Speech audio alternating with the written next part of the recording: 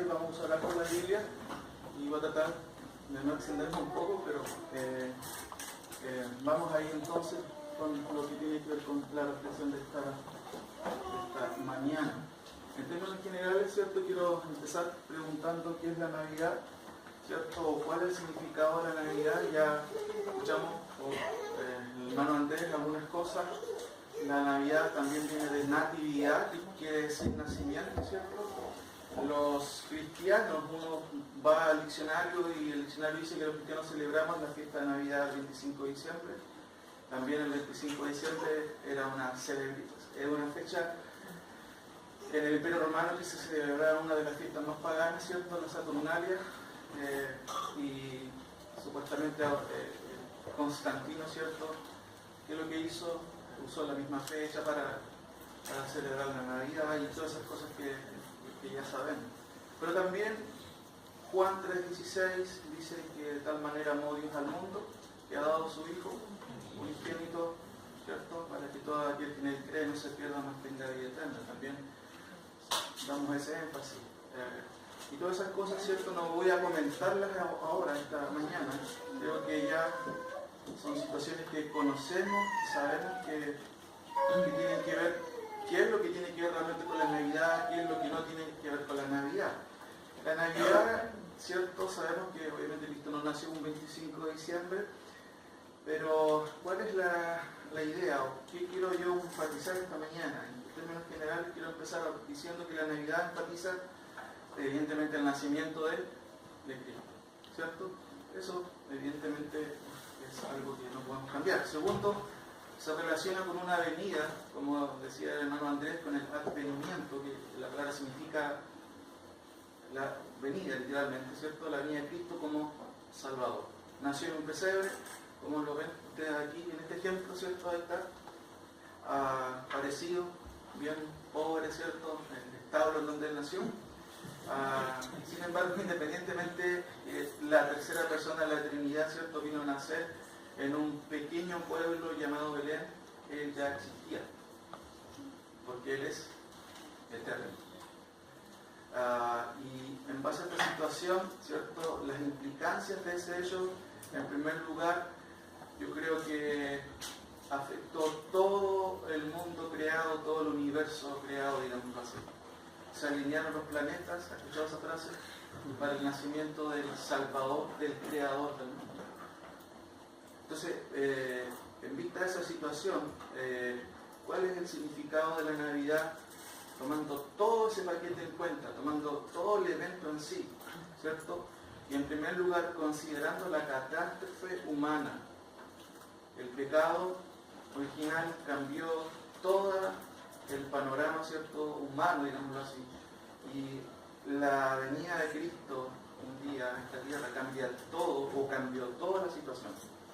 Entonces, mi idea esta mañana es que consideremos a la luz de la palabra, de los pasajes que tienen que ver con la venida de Cristo, ¿cierto?, cómo es que la Biblia en general responde, o cómo nos presenta su venida. Y por eso que, como ven ustedes, es una pregunta: ¿cuál es el significado de la Navidad? Y el significado de la Navidad tiene que ver con varios aspectos, ¿cierto? Y yo a lo menos voy a mencionar 7 aspectos esta mañana que tienen que ver con lo que es la Navidad, que incluyen varios aspectos, ¿cierto?, relacionados con Cristo. La esencia de la Navidad, obviamente, cuando hablamos de Navidad siempre nos relacionamos con Cristo, para la redundancia tiene que ver con Cristo. Pero quiero que veamos desde el punto de vista de Dios, de su palabra, esta mañana, qué es lo que nos dice, valga la redundancia a ella, en cuanto a Cristo y en cuanto a cuál es el significado de la Navidad. No quiero acá mencionar cosas nuevas ni nada por el estilo, están en su palabra, tampoco ideas nuevas, ¿no? Son cosas que la Biblia, ¿cierto?, revela acerca de Cristo. En primer lugar, ¿cierto?, como ven ahí, la Navidad tiene que ver con un plan de salvación decidido ¿cuándo? En la eternidad. Por favor, busquen en su Biblia, 2 de Timoteo. 2 de Timoteo, capítulo 1, del versículo 8 hasta el versículo 11. Hay un pasaje bien interesante del apóstol Pablo, escribiendo a Timoteo, este joven pastor, ¿cierto? A quien había encargado varias cosas. Y leo el siguiente pasaje, por favor, les voy a rogar que me sigan en todas las lecturas que voy a dar esta mañana. Dice el texto: por tanto, no te avergüences de dar testimonio de nuestro Señor, ni de mí, pero eso es suyo. Contexto, ¿cierto? Pablo está en la cárcel escribiendo, y escribe a Timoteo, y le aconseja, y una de las cosas que le dice es que no se avergüence de dar testimonio del Señor, pero también del apóstol, que estaba preso, sino participa de las aflicciones por el Evangelio según el poder de Dios. Y fíjense en el 9. ¿Quién nos salvó? ¿Y qué más?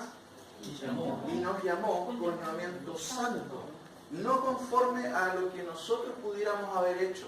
No, nada de lo que nosotros pudiéramos haber hecho hubiera afectado a ese llamamiento, no. Dice el texto claramente, no conforme a nuestras obras, sino según el propósito suyo y la gracia que nos fue dada en Cristo Jesús. ¿Cuándo? Antes de los tiempos de los siglos. Claramente el texto dice que esa gracia, esa salvación, Dios la planificó, la decidió antes de ¿qué cosa? De los tiempos De los tiempos de los siglos. Quizás nosotros no alcanzamos a vislumbrar qué significa eso, pero fíjense en esta frase, ahí se nota todo lo que quiere decir. ¿Se nota, cierto? No se nota. Pero saben que esta frase dice ahí, pro chronon aionion. Saben que esta frase significa y fue traducida de esta manera, antes de los tiempos de los siglos, y se encuentra solamente 2 veces en el Nuevo Testamento. Busquen Tito 1:2 y fíjense cuál es el contexto y cómo se usa esta fraseología, ¿cierto?, para decirnos cuándo Dios decidió salvarnos. Fíjense que la primera frase dice que la Navidad tiene que ver con un plan de salvación decidido en la eternidad. Estamos acostumbrados a hablar de decisiones, pero ¿saben quién tomó la decisión en primer lugar de salvarnos? Fue Dios. Ni siquiera ustedes existían, pero Dios hizo eso ¿cuándo? Antes de los tiempos de los siglos. ¿Cómo dice Tito 1:2, mis queridos hermanos? En la esperanza de la vida eterna. El contexto está hablando de la salvación, la cual Dios, que no miente, prometió ¿cuándo? Es la misma frase, pro chronon aionion. Solamente se encuentra 2 veces. ¿Y saben lo que significa? Quiero profundizar súper rápido en esto. Significa que antes que existiera el cronos o el tiempo en sí, porque Dios no está sujeto al tiempo, ¿sí? No, el tiempo es un parámetro para nosotros como humanos, como hombres, necesitamos el tiempo. Y atrás hay un reloj que me dice siempre, bueno, está parado ahora, ¿cierto? Pero el tiempo solamente es una esfera en la que vivimos nosotros, pero Dios está fuera del tiempo. Lo que está diciendo el apóstol aquí es que Dios decidió salvarnos antes que existiera incluso el tiempo, el cronos y las edades. No tiene nada que ver con que usted levantó una mano un día y aceptó al Señor. Que sin duda es parte de lo que tenemos que hacer. Pero ¿cuándo decidió salvarnos Dios? Antes que existiera el mundo, antes que existiera lo creado, ¿cuándo? Incluso antes que existiera el tiempo cronológico. No sé si el autor quiere dejarnos claro que el que salva es Él, ¿o no? Jonás dijo la salvación pertenece a Jehová. Pero a veces cuesta comprender qué significa eso. De hecho, Pablo a los romanos dice, hablando un poco de Saúl y Jacob, dice que ellos antes que aún nacieran, Dios había tomado una determinación o una decisión en cuanto a la elección. ¿Se acuerdan? Bueno, esto es lo que dice este pasaje. Desde antes de los tiempos de los siglos, antes que existiera el cronos, el reloj en sí, el tiempo y el espacio, Dios ya había pensado en quiénes, en sus hijos, en sus escogidos. Entonces la primera respuesta a esta pregunta, ¿cuál es el significado de la Navidad? La Navidad tiene que ver con un plan de salvación decidido ¿cuándo? Antes de la fundación de los tiempos, ¿cierto? Y fíjese qué interesante, un plan de salvación. Siempre estamos acostumbrados a hablar de plan de salvación, nosotros en la evangelización, pero el plan de salvación es de Dios. Nosotros podemos hablar de un plan de evangelización, que es diferente. No sé si me entienden. No podemos hablar de un plan de salvación de 4 puntos. Y si llegas al 4 punto, ya eres salvo. ¿Quién decide quién es salvo? Dios. Dios es el que decidió cuándo, en la eternidad, que nosotros fuéramos salvos. Gloria a Dios por eso, ¿no? Segunda cosa, la Navidad tiene que ver con qué cosa, dice ahí, con un plan de redención manifiesto en el principio. Génesis 3:15. El conocido, ¿cierto? Proto Evangelio. ¿Cierto? Dios, en cierto sentido, manifiesta desde el principio de Génesis esta cuestión, ¿cierto? En vista de la catástrofe humana, ¿cierto? Del pecado original que se unió a toda la humanidad a un desastre, ¿cierto? ¿Cuál fue este desastre? A la pérdida de la comunión con el Dios, con el Padre. Dice, y pondré enemistad entre ti y la mujer, y entre tu simiente y la simiente suya. Esta te herirá en la cabeza y tú le herirás en el calcañar. La simiente tiene que ver con descendencia. Una persona descendiente de la mujer, a saber Cristo, ¿cierto?, heriría mortalmente en la cabeza a la serpiente. Y en este caso es ¿quién? Es Satanás, ¿cierto?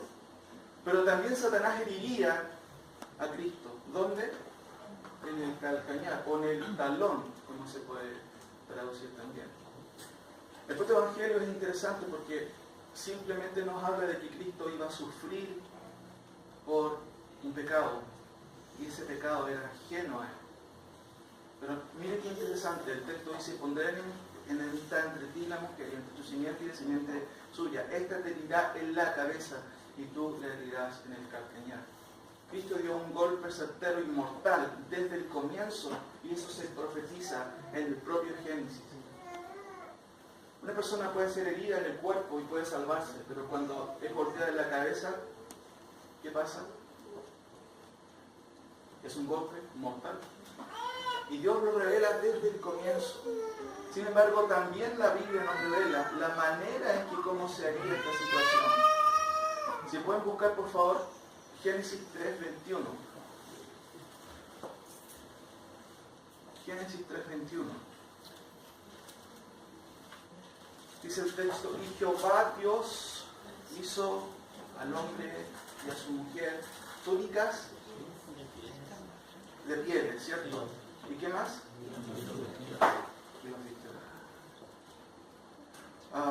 ¿Cuál es la idea de ese versículo? La Biblia revela, ¿cierto?, también en Levíticos y en Hebreos, que sin derramamiento de sangre no hay remisión de pecado. También este gesto de vestir a estos hombres desnudos, Adán y Eva, también revelaba un plan de parte de Dios. Necesitamos nosotros, y los hombres necesitaron, ¿cierto?, ser cubiertos, en este caso por vestiduras. Y eso en cierto sentido también nos habla de la justificación, porque la justificación también es vestirnos a nosotros de ropas limpias para poder presentarnos ante el Padre. Vestirnos de la justicia de Cristo. Pero ¿saben? El costo era la sangre derramada. Y Jehová Dios hizo al hombre y a su mujer túnicas de pieles y los vistió. Claramente eso va a ir explicándose después con el proceso de la revelación. Cuarta cosa, ¿cierto? O tercera cosa, perdón. ¿Cuál es el significado de la Navidad? La Navidad tiene que ver también, no solamente con un plan de salvación decidido en la eternidad, un plan de redención manifiesto en el principio, sino también con un plan de gobierno revelado al Padre con minúscula, o a uno de los padres. Si me quieren acompañar, por favor, a Génesis 49, los últimos pasajes de Génesis. Jacob, ¿cierto?, en su lecho de muerte, llama a sus hijos para a cada uno darle, ¿cierto?, una palabra, ¿cierto?, de consejo, y también en cierto sentido parte de profecía en cuanto a ellos. El versículo 10 se refiere a Judá y dice varias cosas interesantes en el texto. Si ustedes me acompañan con su Biblia, ¿cierto?, el versículo 8 empieza hablando de Judá y dice: Judá, te alabarán tus hermanos, tu mano en la cerviz de tus enemigos. Los hijos de tu padre se inclinarán a ti. Lo primero que se dice, ¿cierto?, es que los hermanos de Judá, todos los hijos de donde nace Israel, el pueblo de Israel, iban, ¿cierto?, a alabar a Judá en cierto sentido. Claramente, como dice el versículo 8, tu mano en la cerviz de tus enemigos, los hijos de tu padre se inclinarán a ti. El versículo 9 a continuación dice, cachorro de león, Judá, de la presa subiste, hijo mío, se encorvó, se echó como león, así como león viejo, ¿quién lo despertará? Y esto, mis queridos hermanos, tiene una relación directa con el león de la tribu de Judá. Versículo 9, repito, cachorro de león, Judá, de la presa subiste, hijo mío, se encorvó, se echó como león, así como león viejo, ¿quién lo despertará? Literalmente, usted ve a un león durmiendo, no creo que se anime a despertarlo, ¿sí? No, la pregunta es una especie de pregunta retórica. ¿Quién despertará a un león durmiendo? No te metas con ese león, no. Ahora, acompáñenme por favor, hagamos un salto a Apocalipsis capítulo 5, porque claramente Juan, ¿cierto?, en su visión también nos revela algo acerca de este león de la tribu de Judá.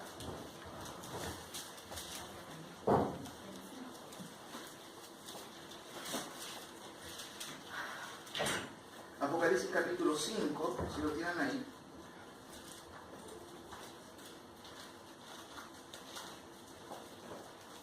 Apocalipsis capítulo 5,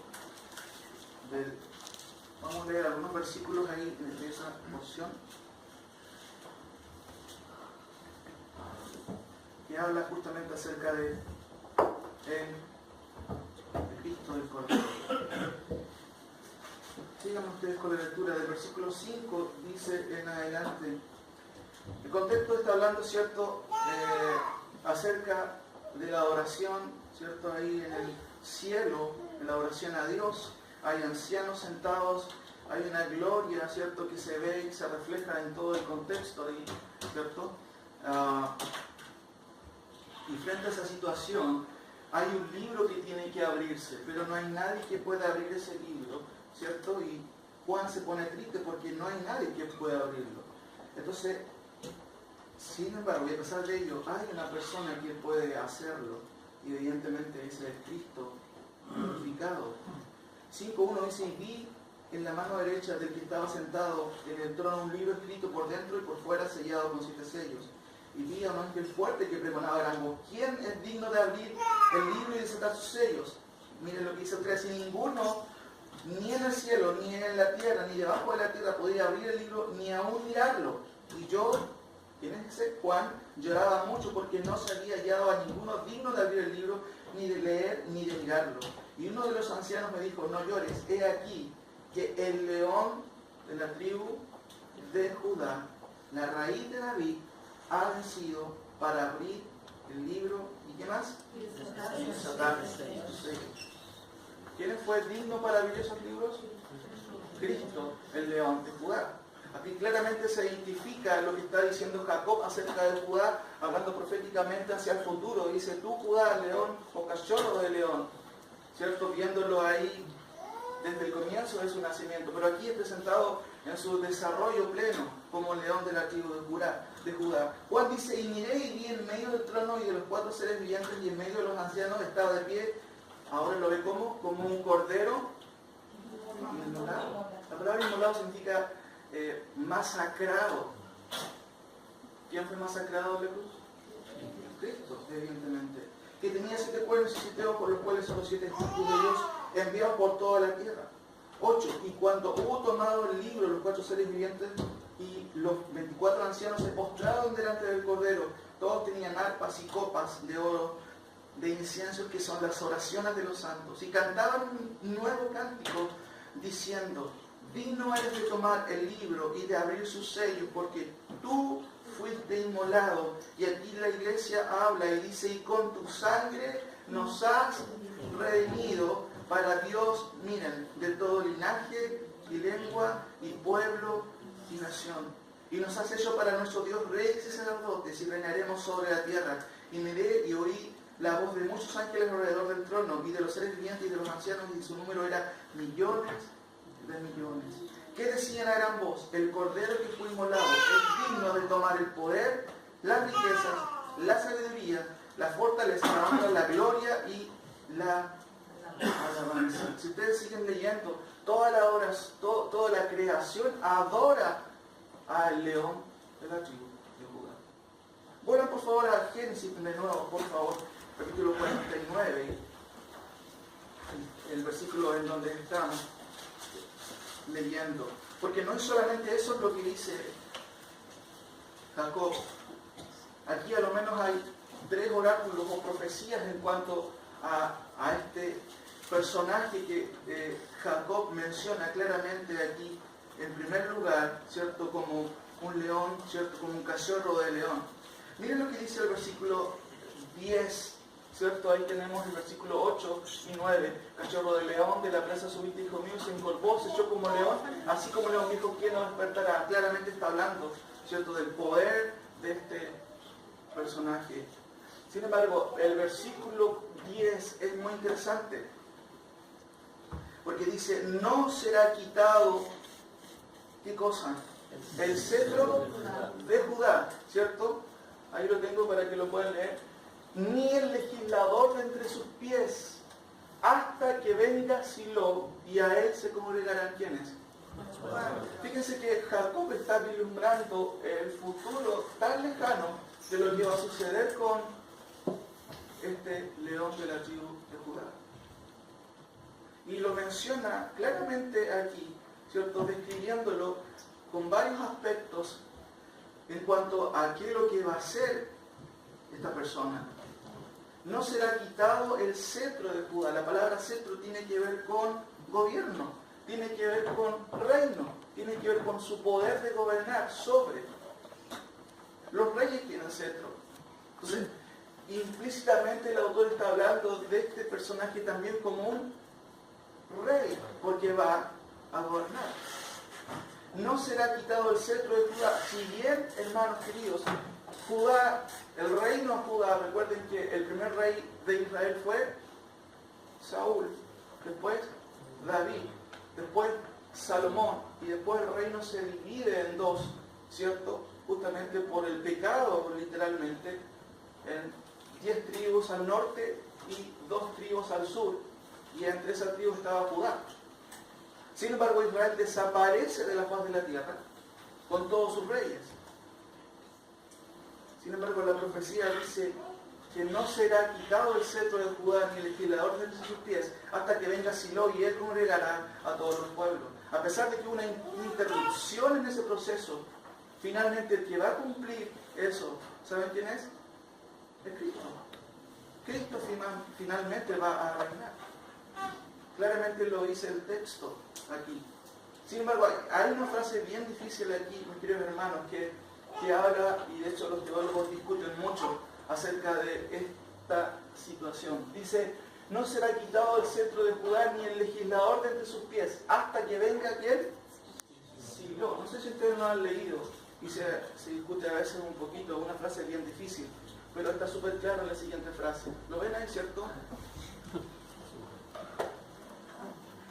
4 o 5 palabras en hebreo, qué interesante, porque no se sabe a ciencia cierta de dónde proviene la palabra Silo, pero es muy interesante. Si uno hace una traducción de esta fraseología, es muy interesante porque uno llega a esta traducción, digámoslo así, no es una traducción perfecta, pero trata de expresar la idea, y claramente aquí se usan pronombres, ¿cierto?, relativos relacionados a una persona, y el texto en sí lo dice, no es muy difícil de verlo. Hasta que verdaderamente venga Silo, y ahí dice Silo, y esto es interesante porque aquí hay un pronombre, ¿cierto?, relativo que tiene que ver con esta traducción. Y a él se congregarán todos los pueblos, dice el texto, ¿cierto? Los pueblos, y está incluido ahí todos los pueblos, pero la idea de congregar no es solamente ir donde él, tiene la idea de, ¿qué dice ahí? Para obediencia. A él se congregarán todos los pueblos para obediencia. No se trata de algo impersonal, mis queridos hermanos, porque claramente esta frase que está escrita ahí en el original usa un verbo, ¿cierto? Este verbo aquí que se dice yabó y está claramente en tercera persona del singular, y eso incluye y enfatiza la particularidad, la personificación de alguien. Y el texto en sí, y por eso Reina Valera, como traduce más literalmente, nos ayuda a entender. Si leemos el texto así, claramente podemos verlo, pero en el original resalta aún más, porque este adverbio que se usa aquí en primer lugar tiene que ver y se puede traducir de esta manera: hasta que verdaderamente o seguramente él, Silo, y a él se congregarán, hasta que venga Silo, y a él se congregarán para obediencia todos los pueblos. Fíjense que Jacob, hace mucho tiempo atrás, vislumbra qué es lo que va a suceder con este personaje, Silo, que es el Mesías que está por venir. ¿Qué va a hacer? No se apartará de él el cetro, ¿cierto? Y usa otra palabra ahí, ni el legislador de entre sus pies, hasta que venga Silo, y a él se congregarán todos los pueblos. Fíjense que eso tiene que ver con conceptos proféticos, y de hecho los judíos tienen también literatura personal, y en su lectura del Targum Onkelos, que parte de sus literaturas y sus traducciones, ellos traducen este versículo de la siguiente manera. Fíjense: hasta que venga el Mesías, de quien es el reino, y a él obedecerán las naciones. Sin duda el Onkelos, el Targum hebreo, no es inspirado. La palabra de Dios es inspirada. Pero claramente nos dice que va a venir un personaje que se llama Silo y que viene de una raíz, y también puede ser relacionada con la raíz de la palabra shalom, que significa... ¿Han escuchado la palabra shalom? Cuando los judíos dicen shalom, paz. Cristo es el rey también de paz. Está relacionado con eso, a pesar de que hay cierta dificultad también. Pero básicamente la palabra Silo significa también a quien pertenece. Y si podemos agregar la segunda parte, ¿quién pertenece a Cristo, mis queridos hermanos? ¿Qué le parece la palabra todo? ¿A quién pertenece el todo? ¿Cómo presenta Juan al león de la tribu de Judá? Como el supremo rey de reyes. ¿Sobre quién? Sobre todo, mis queridos hermanos. Sigo avanzando un poquito más adelante. Tenemos tres cosas. ¿Cuál es el significado de la Navidad? Bueno, la Navidad tiene que ver, mis queridos hermanos, primero, con un plan de salvación decidido ¿cuándo? Antes de los tiempos, antes que existiera el cronos. La cronología, el reloj en sí, los minutos, las horas. No existía eso. Pero ya Dios había decidido salvar a un grupo de personas. Segunda cosa, la Navidad tiene que ver con un plan de redención manifiesto desde el principio. Génesis 3:15, después de la caída de Adán, cierto, y Eva, Dios revela desde el principio que iba a haber un Salvador. Y que este Salvador iba a golpear mortalmente al enemigo en la cabeza. Y eso lo hizo en la cruz, sin duda. Tercera cosa, ¿qué es la Navidad? ¿Cuál es el significado de la Navidad? Bueno, tiene que ver con un plan de gobierno revelado a uno de los padres. ¿Quién? Jacob.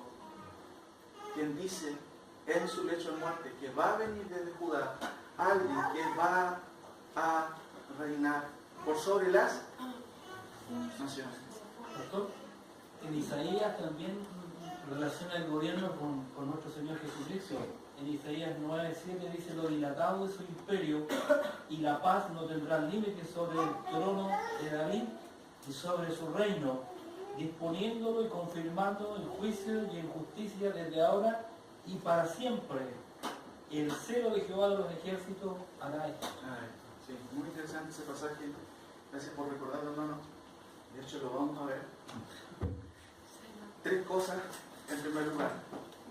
Pero la Navidad también tiene que ver con lo siguiente, mis queridos hermanos. Con un plan de reino confirmado por ¿quién? Por el Padre, con mayúscula. ¿Quién es el Padre ahí? Acompáñenme a segunda de Samuel. Fíjense que el Señor revela ahí en ese pasaje en cuanto al reino de Israel, al reino de también a lo que Manuel también nos acaba de mencionar. El pacto de David, o el pacto davídico, conocido aquí en 2 Samuel 2, dice en el versículo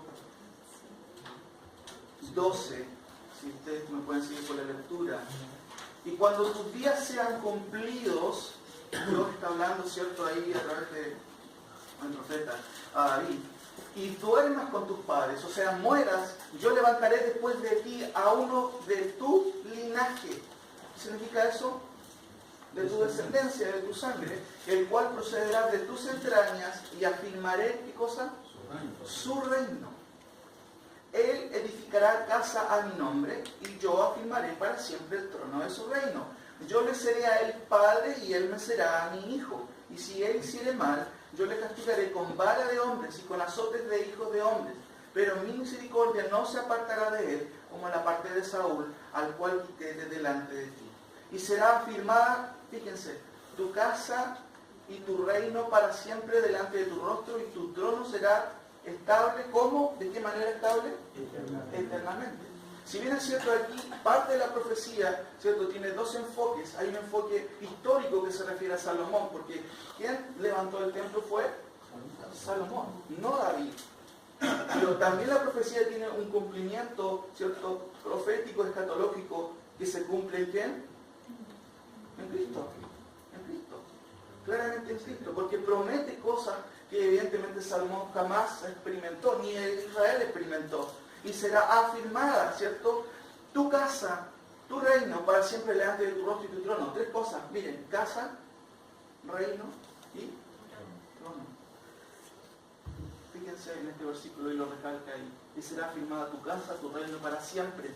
¿Qué significa para siempre, mis queridos hermanos? La última vez que yo vi el diccionario significaba para siempre. Y tu trono será estable eternamente. ¿Qué significa eternamente? Para siempre, sin fin. Pero fíjense que en el contexto está hablando a David, a la casa de David, a Israel. Y en el día de hoy, ¿qué pasa con Israel? ¿Es estable su trono, su reino? No, para nada. Sigamos un poquito más adelante, para que entendamos todo lo que estamos viendo, mis queridos hermanos. ¿Cuál es el significado de la Navidad? La idea, hermanos, es que veamos qué es lo que dice la palabra del Señor con respecto a esto. Sin duda que Él vino y murió por nosotros, pero estamos viendo varias cosas que tienen que ver con la Navidad. En primer lugar, tiene que ver con un plan de salvación decidido ¿dónde?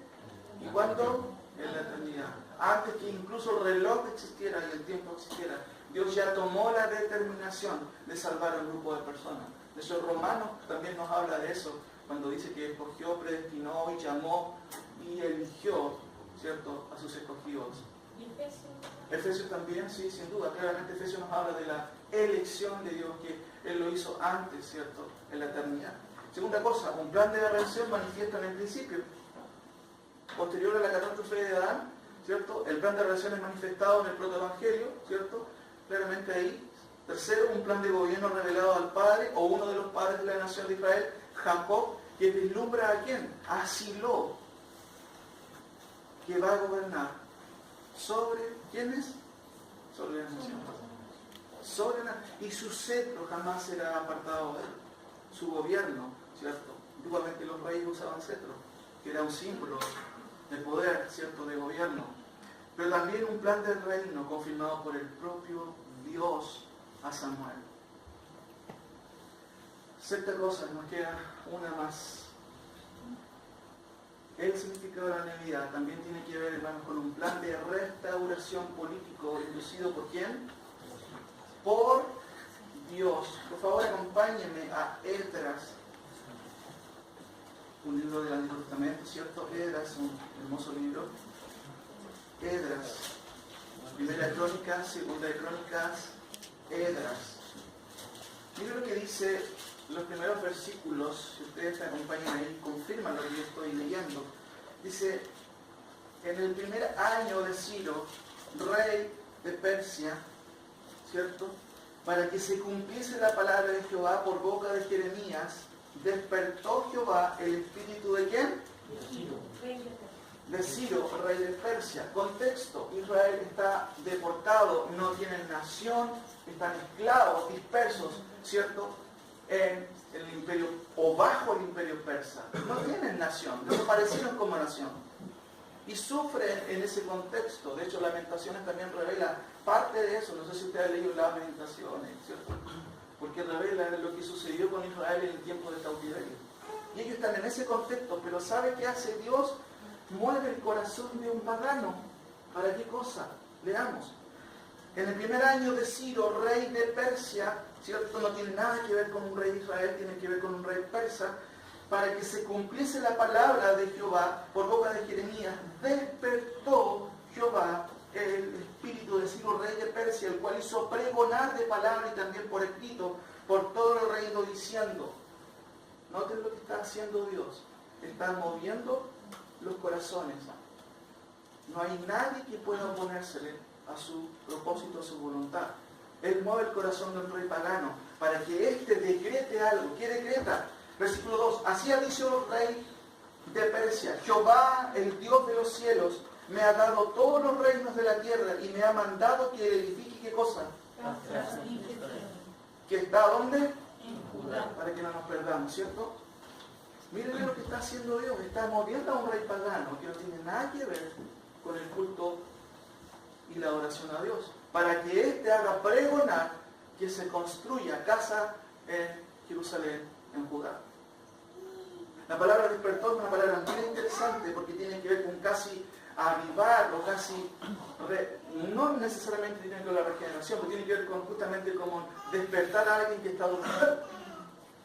Y fíjense lo que dice posteriormente: quien haya entre vosotros de su pueblo, sea con Dios con él, y suba a Jerusalén, que está en Judá, y edifique la casa a Jehová, Dios de Israel. Él es el Dios, la cual está otra vez, ¿dónde? O sea, lo que dijo Traum el otro día, claramente está aquí en su palabra, ¿cierto? ¿Para qué tanto escándalo? Porque la Biblia claramente lo dice. Pero miren lo que está diciendo. Dios prometió a David que iba a establecer su casa, su trono, ¿y qué más? Su reino. Pero ya al final del cautiverio de Israel, Dios despierta a un rey persa y le dice que pregone, que quienes estén ahí, judíos, puedan volver a Israel, a su nación, para construir la casa de Dios. Sigo leyendo, dice: entonces se levantaron los jefes de las casas paternas de Judá, versículo 5, y de Benjamín, y los sacerdotes y levitas, todos aquellos, miren, cuyo espíritu, ¿qué cosa? Despertó Dios para subir a edificar casa de Jehová, la cual está en Jerusalén. Mis queridos hermanos, Dios es el que despierta el espíritu. Dios es el que despierta nuestra alma para poder responderle a Él. ¿Por qué usted sigue a Cristo? ¿Es porque a usted se le ocurrió? ¿Porque Dios obró en su corazón? No fue porque usted un día quiso seguirle, fue porque Dios despertó su corazón muerto. ¿Cómo obra el Señor en el Antiguo Testamento? De la misma manera. ¿Cómo hace mover todos los tiempos, los reyes? Proverbios 21.1. ¿Alguien lo puede buscar y puede leer, por favor, ese versículo? ¿Cómo dice ese versículo? Y confirma un poco lo que estamos viendo. Proverbios 21.1.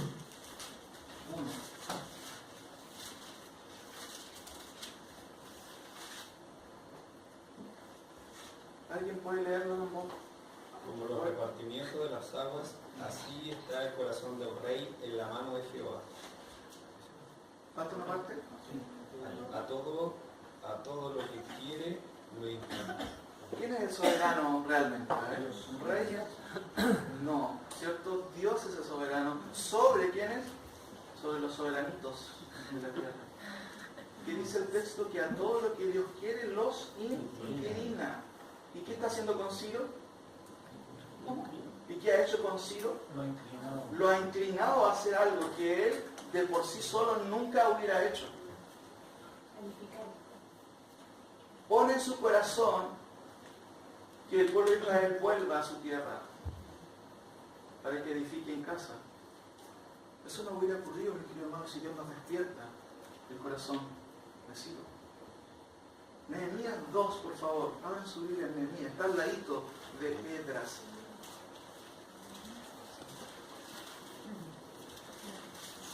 Nehemías 2, 1 en adelante.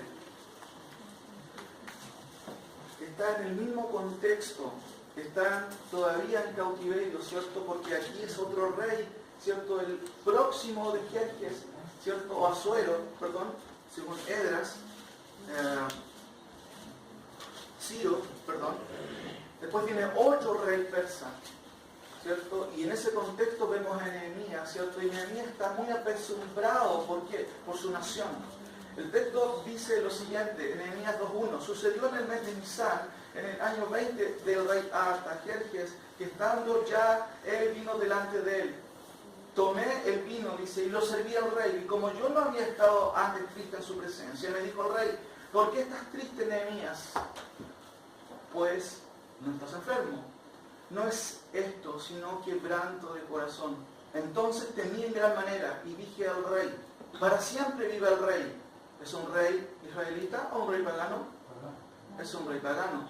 ¿Cómo no estará triste mi rostro cuando la ciudad, casa de los sepulcros de mis padres, está desierta y sus puertas consumidas por el fuego? Me dijo el rey, ¿qué cosa pides, Nehemías? Entonces oré al Dios de los cielos y dije al rey, si le place al rey y tu siervo ha hallado gracia delante de ti, envíame ¿a dónde?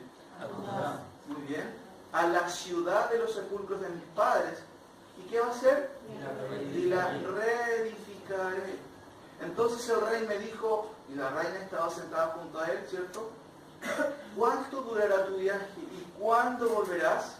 Y agradó al rey enviarme después que yo le señalé el tiempo. Además dije al rey, si le place al rey que se me den cartas para los gobernadores al otro lado del río, para que me franqueen el paso hasta que llegue a Judá, y carta para Asaf, guarda del bosque del rey, para que me dé ¿qué cosa? Madera. Oh, Dios necesita madera. ¿Para qué? Para enmaderar las puertas del palacio de la casa y para el muro de la ciudad y la casa en que yo estaré. Pero fíjense en la última frase. Y me lo concedió el rey. ¿Y cuál es la razón de fondo? Según la benéfica mano de Dios. ¿Se dan cuenta cómo se está cumpliendo todo? Y cómo después Nehemías vuelve, y de hecho si ustedes siguen leyendo Nehemías, él empieza a reconstruir los muros de Jerusalén. Y ustedes van a ver una linda historia, cómo es atacado ese trabajo por los enemigos de Israel. Pero recuerden, vemos desde Jacob en adelante una profecía que incluso en el Antiguo Testamento ya vemos que se está cumpliendo claramente. Otra cosa, ¿cuál es el significado de la Navidad entonces? Recapitulemos. La Navidad tiene que ver con un plan de salvación, ¿cierto? ¿Decidido cuándo? En la eternidad. Antes que tú nacieras, antes que tú respiraras, antes que el tiempo existiera, Dios ya tomó la decisión. ¿Por qué estás sentado aquí? ¿Es porque tú quisiste? ¿O porque Dios nos arrastró a la cruz de Cristo? ¿Cierto? Segundo, un plan de redención manifiesto desde el principio. El hombre peca, la humanidad cae en un desastre, pero Dios revela desde el principio no solamente qué pasaría con Satanás, sería destruido en la cabeza mortalmente, pero a la vez revela que sin derramamiento de sangre no habría perdón ni remisión de pecados. Alguien tenía que morir. Tercero, un plan de gobierno revelado a Jacob, claramente, donde Silo será quien va a gobernar. Claramente lo dice Jacob ahí. Cuarto, un plan de reino confirmado no ahora por un padre patriarcal, sino por Dios mismo a David en el pacto davídico. Quinto, un plan de restauración político inducido por Dios, porque Nehemías habla de la restitución política, geográfica, digamos así, de la nación de Israel. La reconstrucción de la ciudad, la reconstrucción del mundo. Sexto, Navidad también tiene que ver con lo siguiente, mis queridos hermanos, con un plan de preservación, ¿qué dice ahí? Civil, operado por Dios. ¿Han leído Esther? ¿Se acuerdan de Esther? Vayan a Esther, por favor.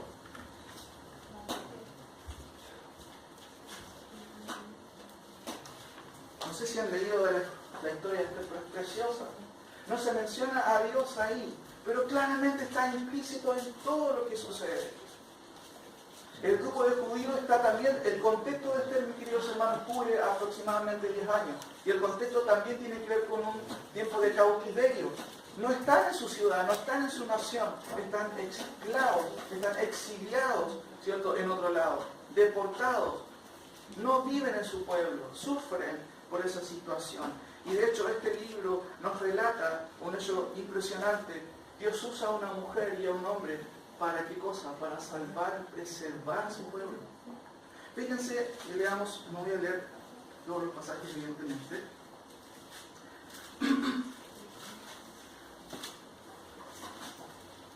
Capítulo 3 de Esther dice lo siguiente. Después de estas cosas, el rey Asuero engrandeció a Amán, este hombre malvado que va a tratar de destruir a Israel, hijo de Amedata, Agageo, y lo honró. ¿Quién está honrando a quién? El rey, ¿cierto? Asuero, a Amán, a este hombre, ¿cierto? Lo honra sobre los príncipes. Versículo 2, y todos los siervos del rey que estaban a la puerta del rey se arrodillaban y se inclinaban ante ¿quién? Ante Amán. Fíjense en este relato, porque así lo había mandado el rey. Pero Mardoqueo, ¿quién es Mardoqueo? El tío de Esther, judío, escondido ahí. Dice, Mardoqueo ni se arrodillaba, ni se humillaba.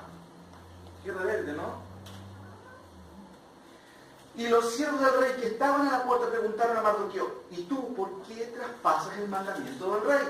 Aconteció que hablándole cada día de esta manera y no escuchándole él, lo denunciaron a Amán para ver si Mardoqueo se mantendría firme en su dicho, porque ya él les había declarado que era judío. Versículo 5. Y vio Amán que Mardoqueo ni se arrodillaba, ni se humillaba delante de él, y se llenó de ira. Pero tuvo en poco poner mano en Mardoqueo solamente, pues ya le habían declarado cuál era el pueblo de Mardoqueo. Y procuró Amán, ¿qué cosa? Miren, destruir a todos los judíos que había en el reino de Asuero, al pueblo de Mardoqueo. ¿Por qué razón está en este libro? Muchos teólogos han cuestionado, ¿por qué está? ¿Por qué no aparece Dios? Pero como le dije al principio, Dios aparece explícitamente en todo el relato. Sigo leyendo.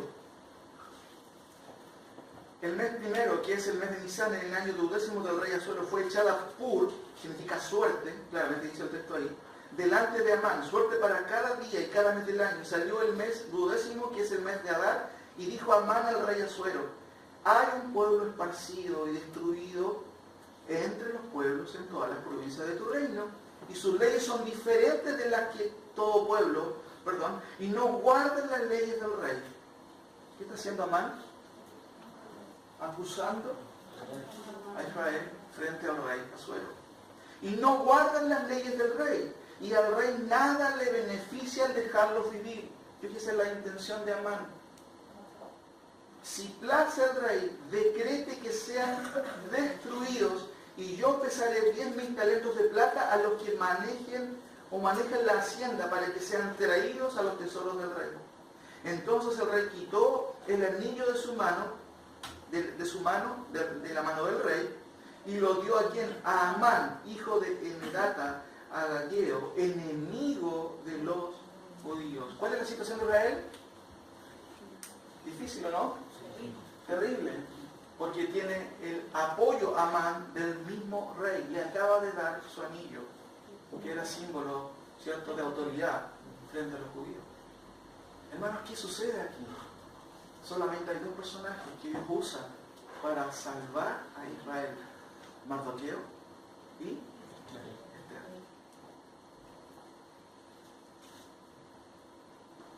Fíjense lo que dice Esther capítulo 2, versículos 21 y 23.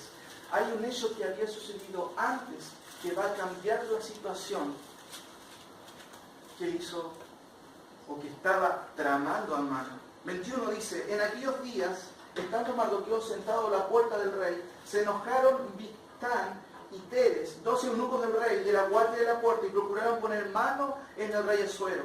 Cuando Mardoqueo entendió esto, lo denunció a la reina Esther, y Esther lo dijo al rey en nombre de Mardoqueo. Se hizo investigación del asunto y fue hallado cierto. Por tanto, los 12 eunucos fueron colgados, ¿cierto?, en una horca. Y fue escrito el caso en el libro de las crónicas de quién?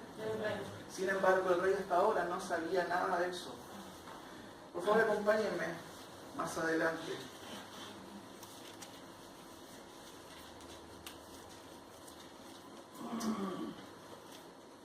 Capítulo 5.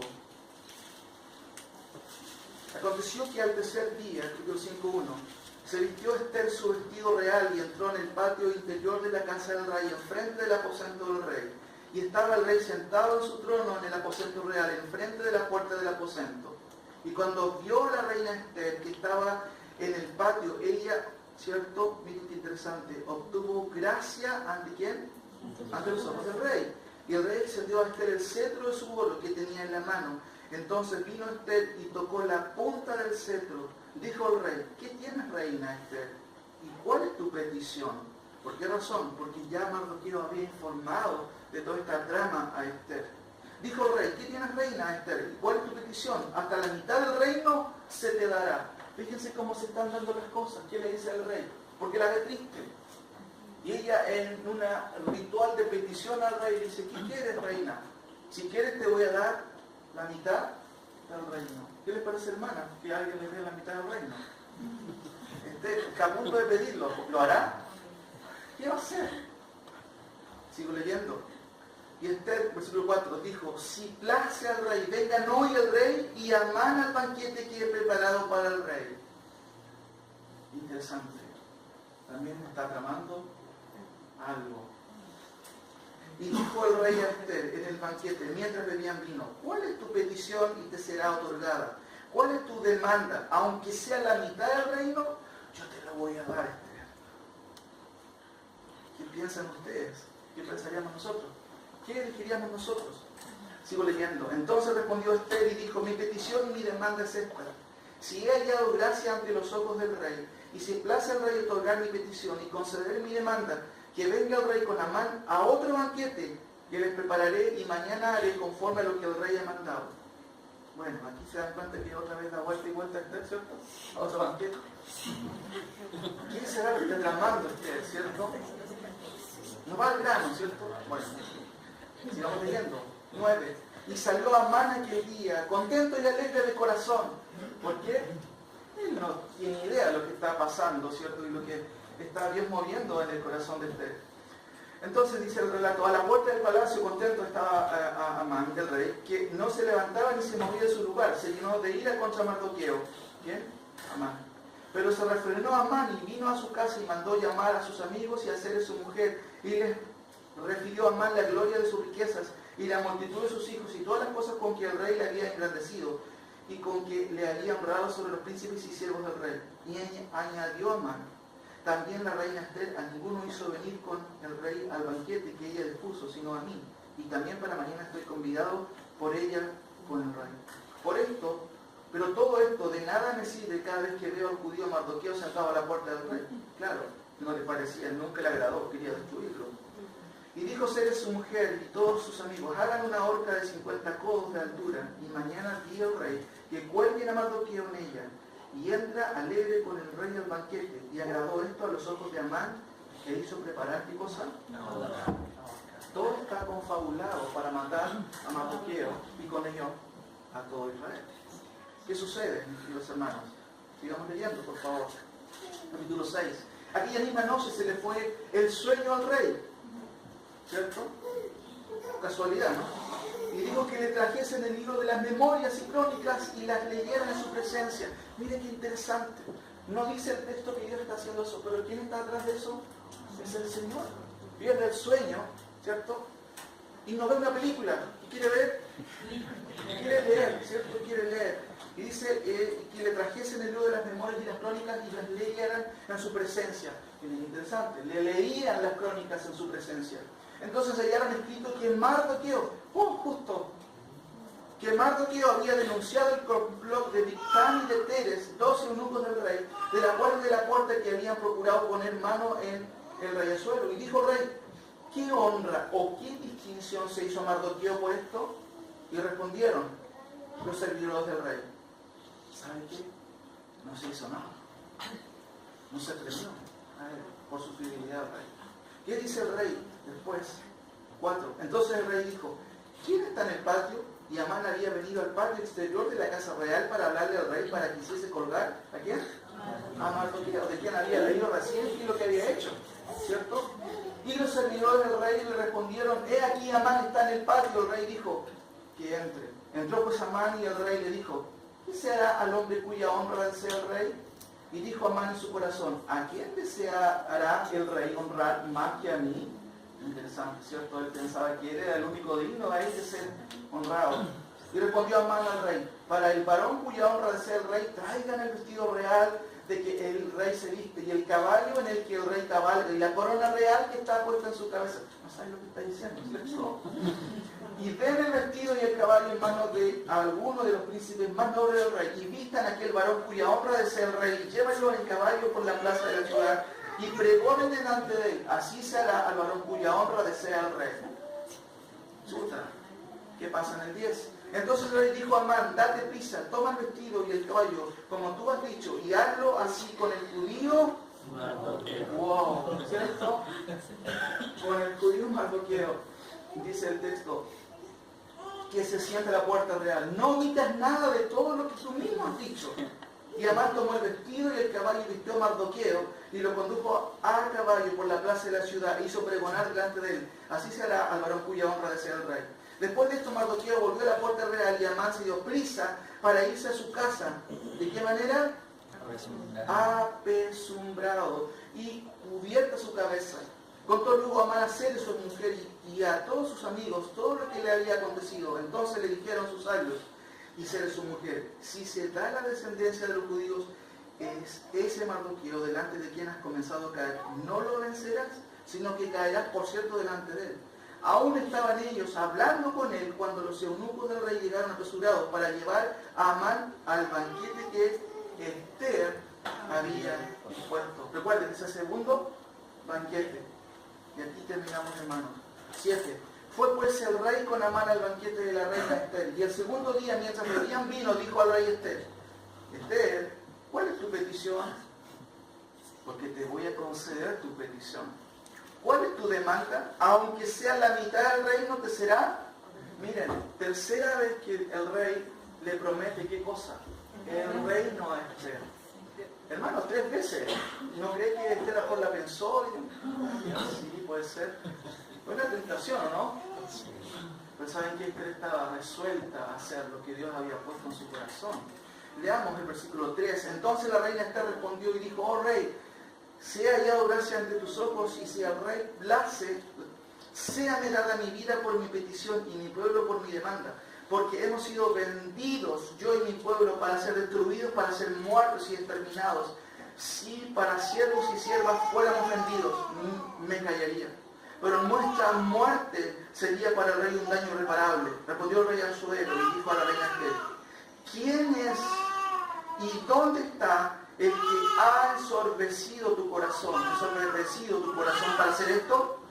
Esther dijo, el enemigo y adversario es este malvado Amán.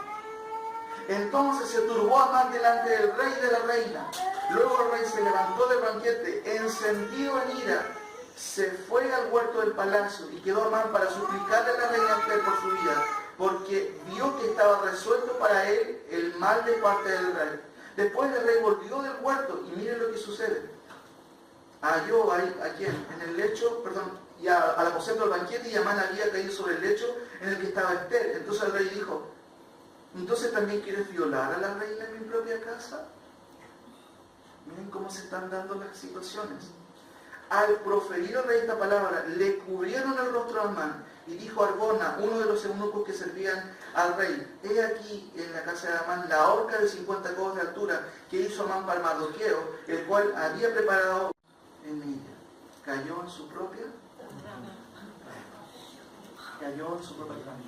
Así colgaron a Amán en la horca que había hecho preparado para Mardoqueo, y se apaciguó la ira del rey. No busquen esta cita, voy a leerla solamente.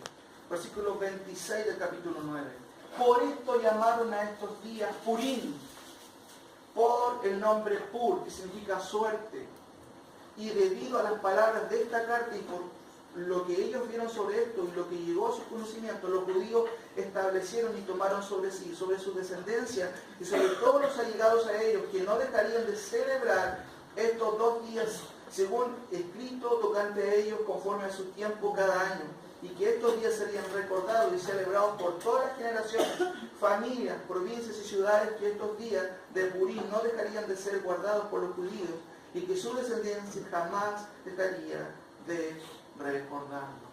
Purim tiene que ver con la liberación de parte de Dios de un pueblo que iba a ser destruido por manos de un hombre malvado llamado Amán. Tenemos 6 cosas y me queda solamente una.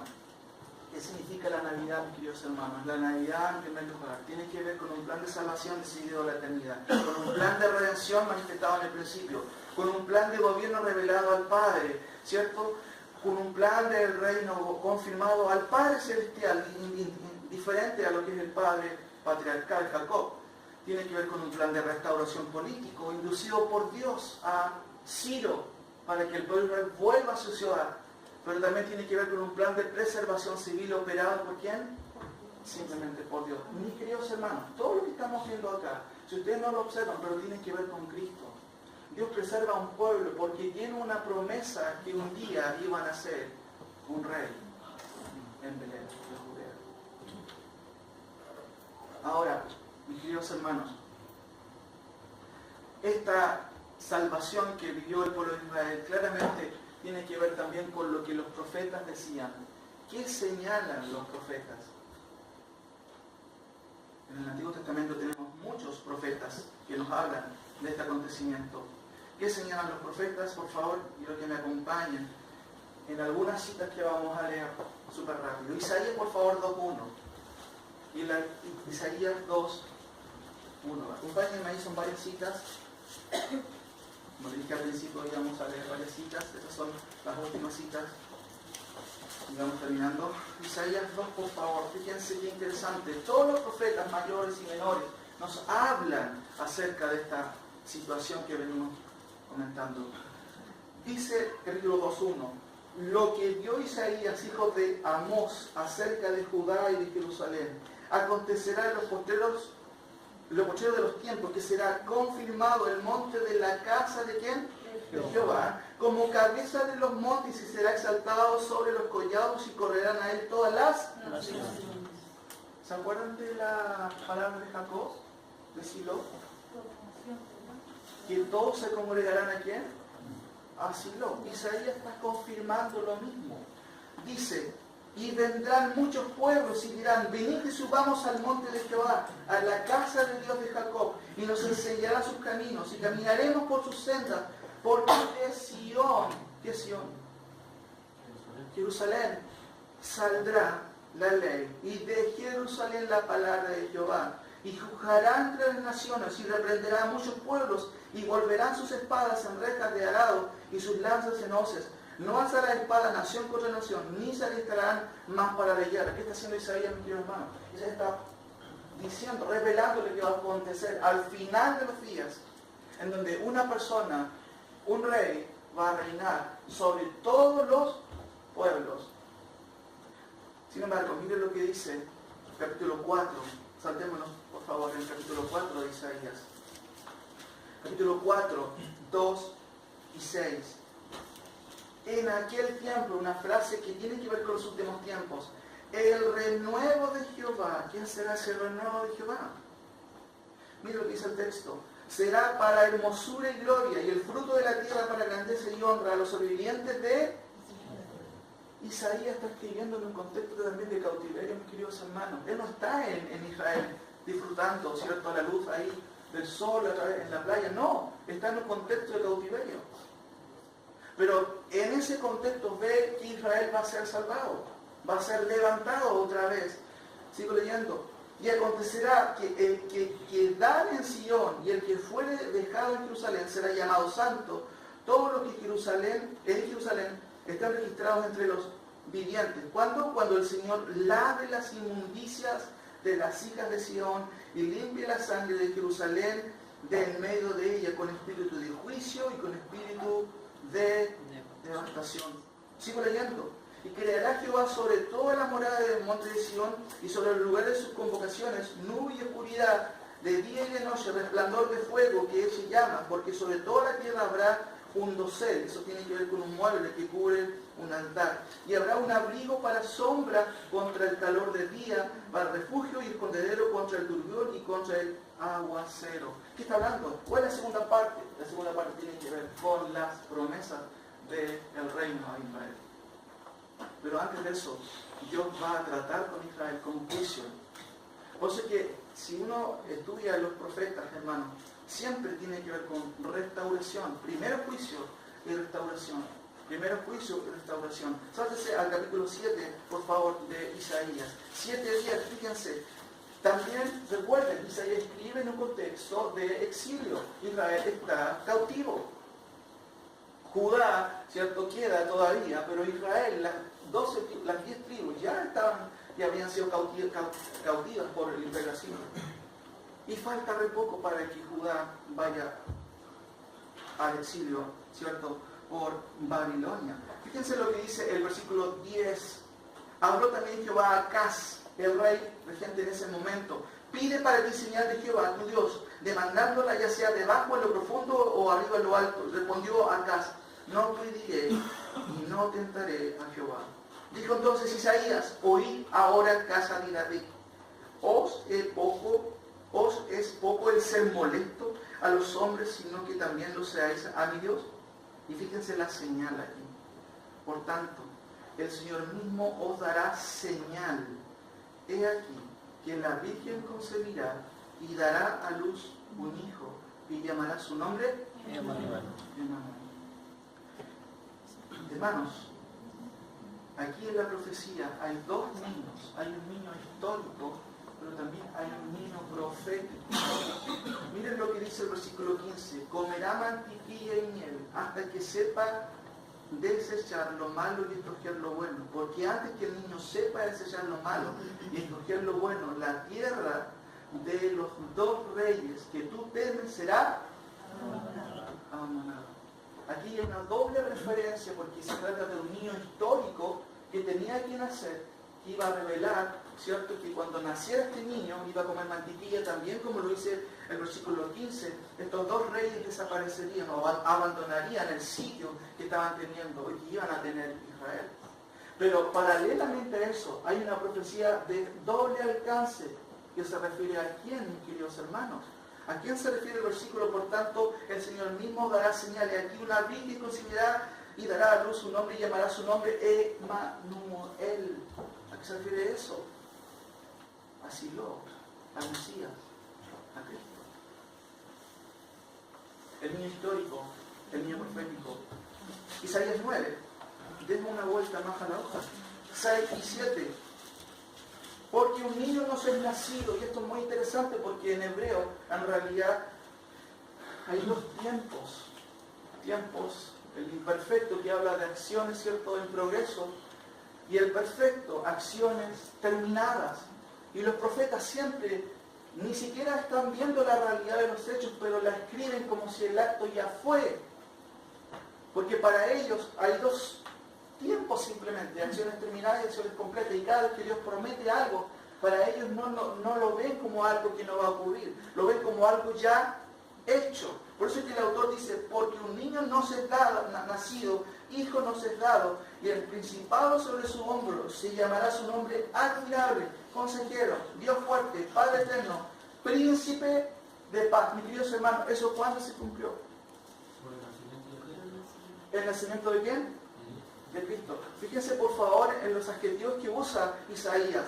Se llamará su nombre, admirable, consejero, Dios fuerte, Padre eterno, príncipe de qué? De paz. ¿Se cumplió literalmente eso? ¿Sí o no? Ahora le hago una pregunta. Lean en silencio el versículo 7 y díganme ustedes, ¿eso se cumplirá? ¿De qué manera? ¿Simbólicamente? ¿Qué está diciendo Isaías? Está señalando claramente diciendo, lo dilatado de su imperio y la paz no tendrán límite sobre el trono de David y sobre su reino, disponiéndolo y confirmándolo en juicio y en justicia desde ahora y para siempre. ¿Quién va a hacer esto? ¿Los premilenaristas? No. El celo de quién? De Jehová, de los ejércitos, hará esto.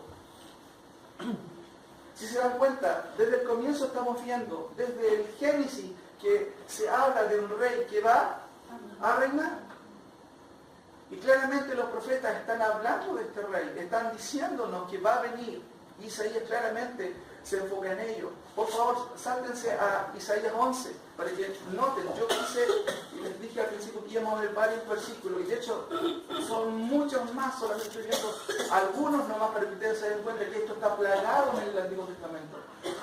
Isaías 11 dice, saldrá una vara del tronco de Isaí. ¿Quién es Isaí? El padre de David. ¿Abuelo de quién? De Salomón, ¿cierto? Pero tiene que ver con la línea davídica. Dice, saldrá una vara del tronco de Isaí, el padre de David, y un vástago retoñará de sus raíces. Hermano, ¿qué es un vástago?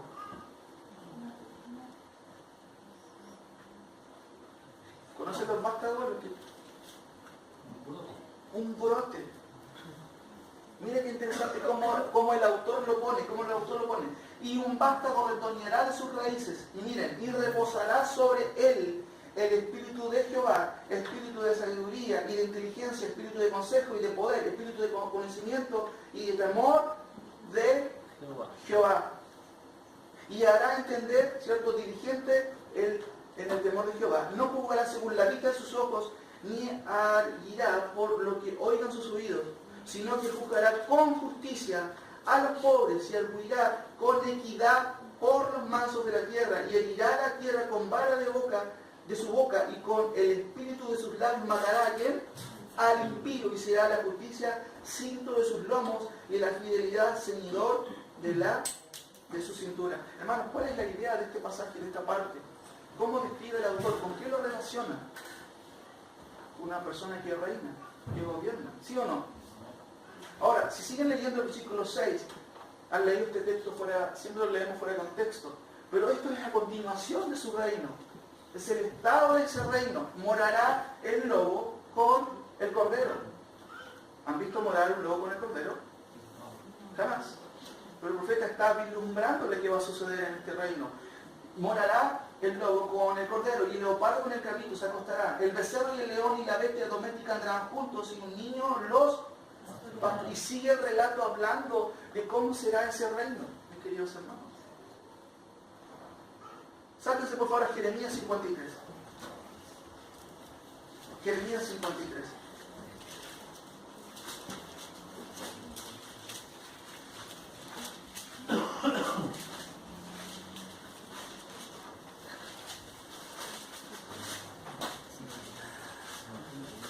Perdón.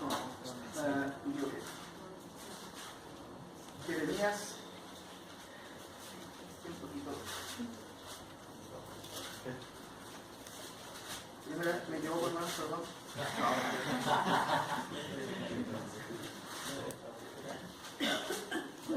Jeremías 31, por favor. Jeremías 31.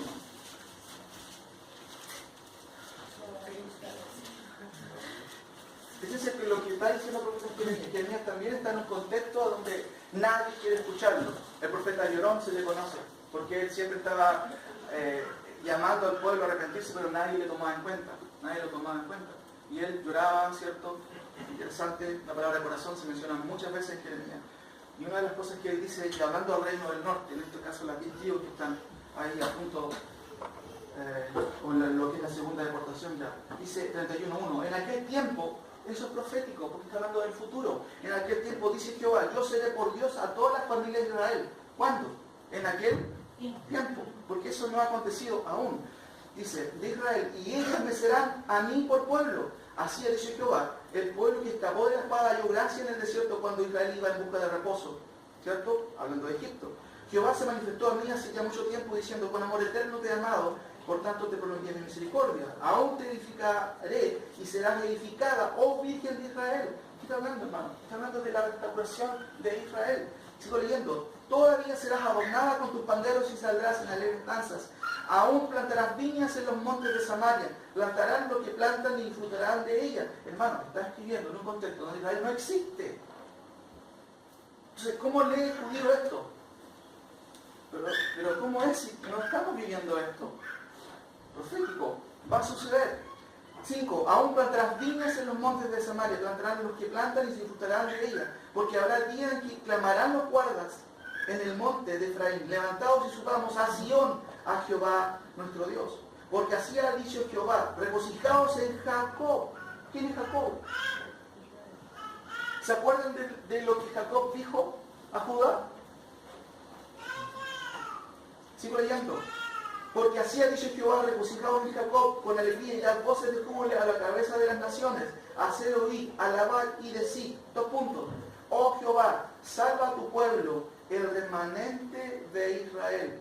He aquí, yo Jehová los hago volver de la tierra del norte y los reuniré de los fines de la tierra, y entre ellos ciegos y cojos, la mujer que está encinta y la que dio a luz juntamente en gran compañía volverán ¿dónde? Acá, a Jerusalén, mis queridos hermanos. Sigo leyendo. Irán con lloro, mas con misericordia los haré volver, y los haré andar junto a arroyos de agua por caminos derechos, en el cual no tropezarán, porque soy a Israel por padre, y Efraín es mi primogénito. 10. Oí palabra de Jehová, oh naciones, y hacerlo saber en las costas que están lejos, y decir por cadena nacional. El que esparció Israel, ¿qué va a hacer? ¿Quién esparció Israel? Dios, por causa de su pecado, mis queridos hermanos. Fue un juicio de parte de Dios. Sigo leyendo. Y guardará como el pastor a su rebaño. Eso tiene que ver con restauración política, porque Dios va a restaurar el reino de su pueblo. Sáltense por favor al versículo 31, porque esto tiene que ver con restauración espiritual. He aquí vienen días, dice Jehová, en los cuales haré nuevo pacto con la casa de Israel y con la casa de Judá, no como el pacto que hice con sus padres el día que tomé su mano para sacarlos de la tierra de Egipto, porque ellos invalidaron mi pacto, aunque fui yo un marido para ellos, dice Jehová. Pero este es el pacto que haré con la casa de Israel después de aquellos días. Días finales, después de la ira de Dios, después de la segunda venida de Cristo. Dice Jehová, daré mi ley en su mente y las escribiré ¿dónde? En su corazón. Y yo seré a ellos por Dios y ellos me serán por... Sí, leen el 34, dice, y no enseñará más ninguno a su propio ni ninguno a su hermano diciendo, conoce a Jehová, porque todos me conocerán, desde el más pequeño de ellos hasta el más grande, dice Jehová, porque yo perdonaré la maldad de ellos y no me acordaré más de su pecado. Mis queridos hermanos, esto que acabamos de leer aún no se ha cumplido literalmente en Israel. Pero todo lo que venimos viendo se está cumpliendo y se ha venido cumpliendo literalmente en Israel. Tengo unos últimos versículos aquí para mencionarles. Ezequiel, por favor, Ezequiel 36. Que se den cuenta que todos los profetas hablan de lo mismo.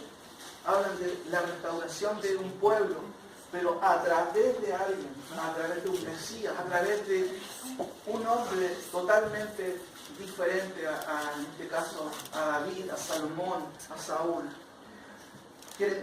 Ezequiel, capítulo 36, ¿cierto? Hay varios pasajes muy interesantes y muy lindos en este profeta. 24, 36, 24. Miren lo que dice este pasaje. Lo mismo que nos dice Jeremías. Y yo, ¿quién? Jehová, os tomaré de las naciones y os recogeré ¿de dónde? ¿Y dónde está Israel ahora? ¿Esparcido por dónde? Por todo el mundo. No hay ningún judío aquí, ¿cierto? No. Y yo recogeré de todas las tierras y os traeré a vuestro país. ¿Cuál es el país de los judíos? Israel. Sigo leyendo, 25. Esparciré sobre vosotros agua limpia y seréis limpiados de todas vuestras inmundicias y de todos vuestros ídolos. Si ellos no fueron capaces de buscar a Dios de corazón, ¿quién lo va a hacer? ¿Se dan cuenta que Dios hace la obra completa? Dios les va a dar eso. Miren lo que dice el versículo 26. Os daré ¿qué cosa?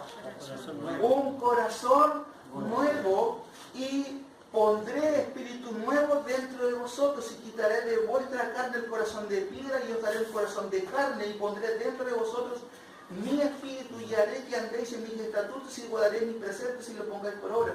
Al parecer que fue a empujar a Israel a obedecerle. Claramente aquí vemos, ¿cierto?, la enseñanza de la regeneración que hace Dios y que va a hacer Dios con Israel. Una regeneración no sinergista, sino monergista. Uno obrando, no dos obrando. Ya, nosotros vamos a hacer nuestra parte y tú haces la otra parte de Dios. Dios hace todo. Les da un corazón, pone dentro sus leyes. Pero eso tiene que ver con cuando Dios vuelva nuevamente, cuando este Mesías vuelva en su segunda venida. Ustedes saben lo que dice Santiago 1.18. Leámoslo súper rápido. Santiago 1.18.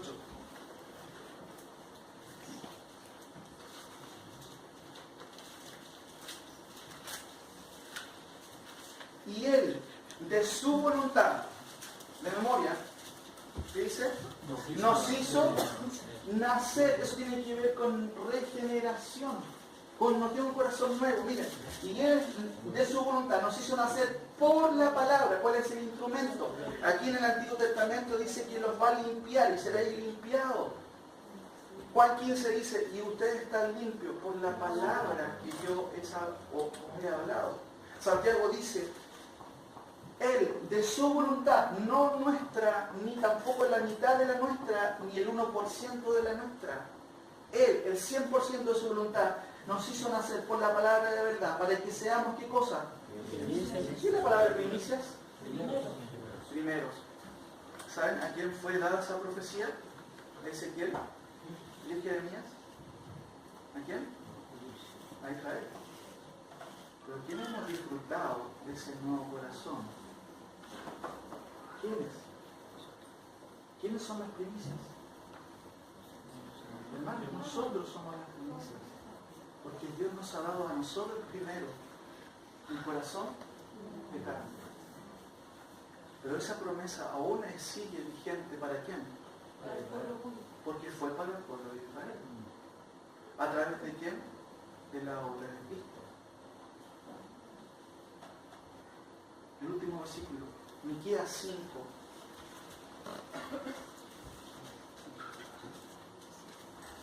Oseas, Joel, Amós, Jonás, Miqueas. Miqueas capítulo 2, Miqueas 5, capítulo 5, versículos 2 y 3. Mire lo que dice el profeta. Todo apunta a Cristo. Pero tú, Belén Efrata, pequeña para estar entre las familias de Judá, de ti saldrá el que será Señor. ¿Dónde? En Israel. Y sus salidas son desde el principio de los días de la eternidad. Pero los dejará hasta el tiempo que dé a luz la que ha de dar a luz, y el resto de sus hermanos se lo verá con los hijos de Israel. Miren lo que dice el 4 y el 5 del propio Miqueas. Y él estará y apacentará con poder de Jehová, con grandeza del nombre de Jehová su Dios, y morarán seguros. ¿Israel mora seguro hoy en día? No sé si han visto la noticia. Cada cierto tiempo les llega a un cielo, ¿no? Pero dice el texto, aquí, mis queridos hermanos, 5:4, porque es la segunda parte de lo que tiene que ver con la venida de Cristo, ¿cierto? Por un lado, claramente, de Belén, Efrata, pequeña entre las naciones, de ti nacerá el que será el rey de Israel, donde nació Cristo, en Belén, Judá. Pero la segunda parte sigue en proyección porque se va a cumplir. Dice, y él estará y apacentará con poder de Jehová, con grandeza del nombre de Jehová su Dios, y morarán seguros, porque ahora será engrandecido hasta los fines de la tierra, y este será nuestra paz. Y finalmente ahí habla de que Israel realmente va a poder disfrutar de la paz que tanto ha anhelado. ¿Qué señalan los profetas? Bueno, ya lo vemos. Y con esto estoy terminando. Ustedes saben y han escuchado la palabra escorzos proféticos. ¿Nadie lo ha escuchado? Escorzos proféticos. Solamente les voy a mencionar 3 escorzos proféticos. Hay muchos en la Biblia. Y se los voy a explicar de la siguiente manera. Busquen Isaías 53.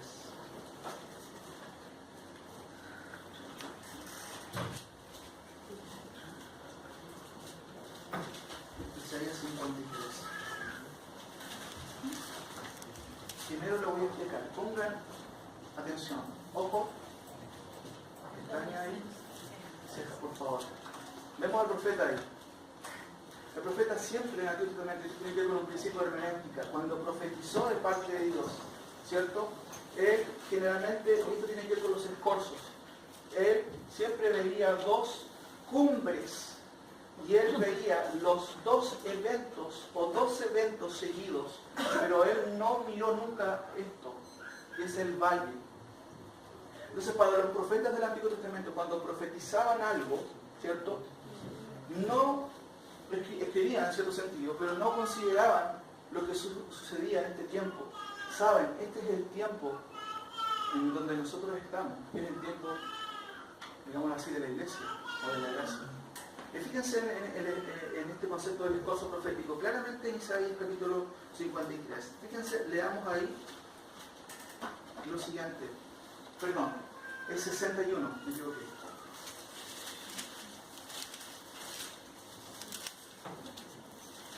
Bueno, igual es 53, pero voy a leer mejor el 61, que es mucho más claro y ustedes lo van a reconocer. El Espíritu de Jehová, el Señor, está sobre mí, porque me ungió Jehová, me ha enviado, ¿qué cosa? ¿Ya?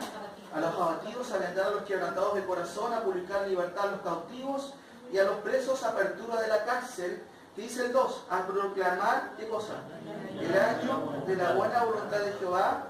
¿Y qué sigue después? Los enlutados, ¿cierto? ¿Sí? A ordenar que los afligidos de Sion se les dé gloria en lugar de ceniza, óleo de gozo en lugar de luto, manto de alegría y en lugar de espíritu angustiado, y serán llamados árboles de justicia, plantío de Jehová para gloria suya. El profeta ve varios eventos. Primero, ve el primer aspecto de la venida de Cristo. Hermano, Isaías 61 es la primera predicación de Jesús en Lucas. ¿Se acuerdan? Miren, acompáñenme por favor a Lucas. Y ustedes me dicen, ¿qué es lo que nos cuenta Lucas? ¿O qué nos lee Jesús en ese pasaje? Mateo, Marcos y Lucas, capítulo 4, por favor. ¿Por qué Jesús no lee? Hay una parte que no lee, por favor, dense cuenta, ¿quién no lee? El Señor Jesucristo. Lucas, capítulo 4, versículo 17 y 18. Fíjense en esto.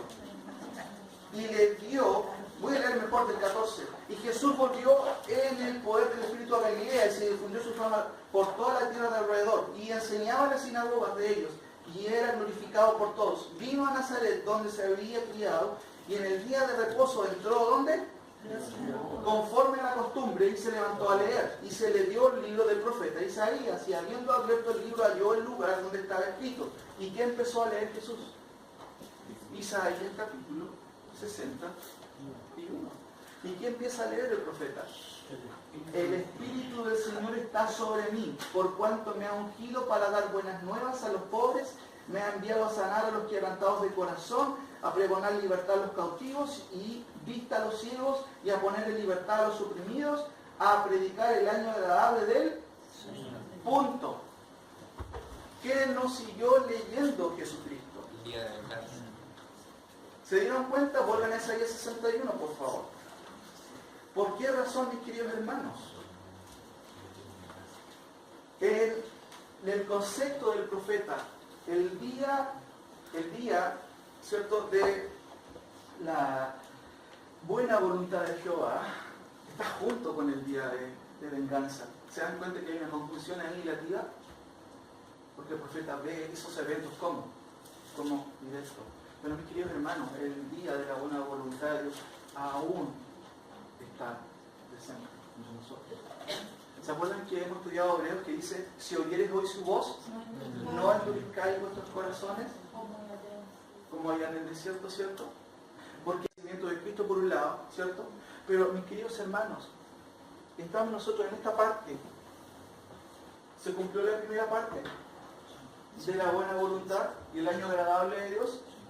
Ahora díganme ustedes, y el día de la venganza de Dios nuestro, ¿quién va a consolar a todos los enlutados? Contexto, Israel. A ordenar que a los afligidos de Sion, ¿dónde queda Sion?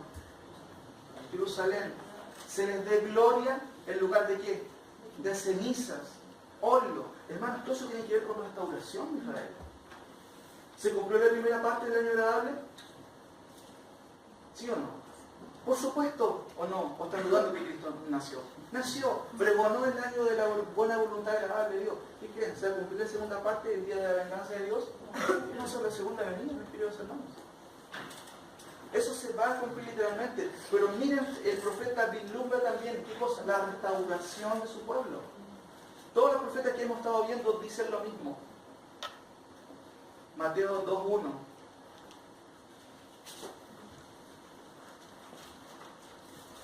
Mateo 2.1.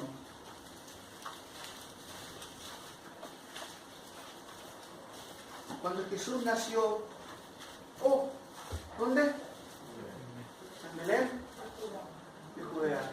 ¿Se cumplió lo que dijo Miqueas? Claramente. Mateo 1.21. A la vuelta de su hoja, ahí en la Biblia, dice 1.21, 23, perdón, es... Claro, es capítulo 1 de Mateo 21. Y dará a luz un hijo y llamará su nombre Jesús, porque él salvará a ¿quién? A su pueblo de sus pecados. Todo esto aconteció para que se cumpliese lo dicho por el Señor por medio del profeta cuando dijo, he aquí, una virgen concebirá y dará a luz un hijo y llamará su nombre, que traducido es, ¿quién dijo esa profecía? Isaías. Se cumplió, se cumplió, ¿cierto? Ahora, Lucas 1, 26, esta es la última pregunta. Lucas 1, por favor, 26.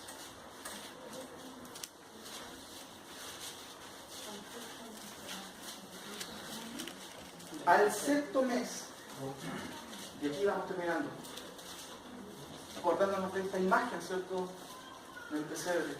Al sexto mes, el ángel Gabriel fue enviado por Dios a una ciudad de Galilea llamada Nazaret, a una virgen desposada con un varón que se llamaba José, de la casa de David. Y el nombre de la virgen era María. Y entrando el ángel en donde ella estaba, dijo, salve, muy favorecida, el Señor es contigo, bendita tú entre las mujeres. Mas ella, cuando le vio, se turbó por sus palabras y pensaba, ¿qué salutación es esta? ¿O qué salud esto tan extraño? Entonces el ángel le dijo, María, no temas, porque has hallado gracia delante de Dios, y ahora concebirás en tu vientre y darás a luz un hijo, y llamarás su nombre Jesús. Y ponga atención en el siguiente versículo. Este será grande, primero. Y el Señor Dios le dará ¿qué cosa? El trono de David, su padre, 33. Y reinará sobre la casa ¿de quién? De Jacob, muy bien, para siempre. Y su reino, ¿qué tres cosas se mencionan ahí? Que los profetas mencionaron en el Antiguo Testamento. Casa, trono, reino. ¿Qué significan para ustedes, mis queridos hermanos? Y reinará sobre la casa de Jacob para siempre. Si la primera parte se cumple literalmente, esta parte, ¿cómo se va a cumplir? ¿Qué creen ustedes? Todo lo que hemos visto hasta ahora ha tenido un cumplimiento literal. ¿Qué es la Navidad, mis queridos hermanos? Le hago la pregunta. ¿Qué es la Navidad? Como punto número 7. La Navidad tiene que ver con esto. un plan de sustitución para el pecador arrepentido. Si se dan cuenta, todo tiene que ver con Cristo. Desde el comienzo del Génesis, desde la catástrofe humana, Dios planificó salvarnos antes que usted naciera, antes que yo naciera. Pero todo tiene que ver con Cristo, todo tiene que ver con Él, con un reino prometido a Él, mis queridos hermanos. ¿Cuál es el significado de la Navidad? La Navidad tiene que ver con, leamos todos por favor, un plan de salvación decidido en la eternidad, un plan de redención manifiesto en el principio, un plan de gobierno revelado al Padre Jacob, un plan de reino confirmado por el Padre Dios, un plan de restauración política dirigida por Dios, ¿cierto? Un plan de preservación civil propiciado por Dios. Acuérdense, un plan de sustitución para el pecador. Hermanos, el mensaje de la cruz es que usted puede ser salvo, porque puede ser vestido de la justicia de Cristo. Por eso nació Cristo. Pero no debemos humanizar el sentido de la Navidad. No sé si me entienden. Cristo murió por mí, murió por mí. Eso es verdad, es cierto. Y gloria a Dios por eso. Pero si vemos el marco de la profecía, y con esto termino la pregunta, ¿cuál es el significado de la Navidad? ¿O cuál es la relevancia eterna de la Navidad hoy para nosotros? Una pista. Son dos razones. Primero, que su palabra, dígame, ¿se cumplió su palabra? ¿Sí? Amén. De acuerdo a todo lo que veímos de los profetas. ¿Se cumplió? Amén. ¿Se cumplió místicamente o literalmente? Bueno, mis queridos hermanos, ¿cuál es el significado o cuál es la relevancia eterna de la Navidad hoy para nosotros? Primero, que su palabra se cumplió. Dos, ¿cuál creen ustedes que es la segunda conclusión de la Navidad? Qué bueno. Y su palabra se cumplirá. Hermanos, terminamos con Hebreos 7. ¿Qué se va a cumplir? El 9:27, por favor.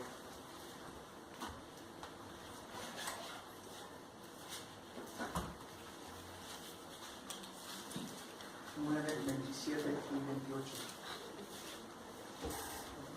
Cristo es presentado aquí en el libro de Hebreos como el sumo sacerdote. Y de hecho eso estamos estudiando, ¿cierto?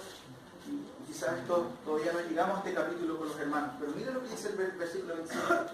Y de la manera que está establecido para los hombres que mueren, ¿cuántas veces? Entonces, ¿qué pasa con los que andan esperando? Hermano, no existe eso, ¿ya? No se asusten, no se asusten. Son historias esas, ¿no? ¿Ya? Está establecido para los hombres que mueran una sola vez. Yo no tengo que convencer a nadie de que va a morir, porque todos vamos a... Entonces ya tienen una discusión ganada cuando discute con alguien, o le presenta, perdón, el Evangelio a alguien. Vas a morir, eso dice la Biblia. Si quieres te acompaño al cementerio para que te des cuenta cómo es la idea, ¿cierto? Pero dice el texto, y después de esto, el juicio. ¿Por qué juicio? ¿Por qué juicio? ¿Saben que si a mí me dijeran que yo traía un juicio, qué es lo que yo querría saber? ¿Por qué? ¿Por qué? ¿Por qué soy condenado? ¿Por qué tengo que ir a un juicio? Bueno, Pablo dice que la ley ha sido nuestro año para llevarnos a quién? A Cristo, para que seamos salvos, no por la ley, sino por Cristo. La ley en Romanos nos dice que es santa, buena, justa. Pablo dice en 1 Timoteo que la ley es buena si se usa legítimamente. La ley no es para ser santo, no podemos hacerlo. El único santo es Cristo. Pero la ley nos lleva a Cristo para darnos cuenta de nuestra violación de la ley. Pero dice lo que dice el versículo, de manera que está así para una sola vez. Y después de todo el juicio, así también Cristo fue ofrecido, ¿cuántas veces? Una sola vez. Para siempre, dice el otro pasaje de Hebreo, para llevar los pecados de quienes, de muchos, y aparecerá por segunda vez sin relación al pecado para salvar a quienes, solo para quienes esperan. Yo le pregunto a ustedes, ¿esperan a Cristo? Estamos celebrando la primera venida de Cristo, ¿o no? Ese es el énfasis de esta fecha. Pero mis queridos hermanos, eso no es simplemente la Navidad. Si todo lo que Dios dijo se cumplió, ¿ustedes piensan que lo que acabamos de leer se va a cumplir cuando dice el texto? Así también Cristo fue ofrecido una sola vez para llevar los pecados de muchos y aparecerá por segunda vez. Apareció una vez. Los profetas lo profetizaron. ¿Se cumplió? Amén. ¿Aparecerá por segunda vez? Amén. Sin duda, mis queridos hermanos. Entonces, mi pregunta, y con esto termino, si esto se va a cumplir, ¿qué espera usted? No para ir a Cristo, sino para correr a Cristo.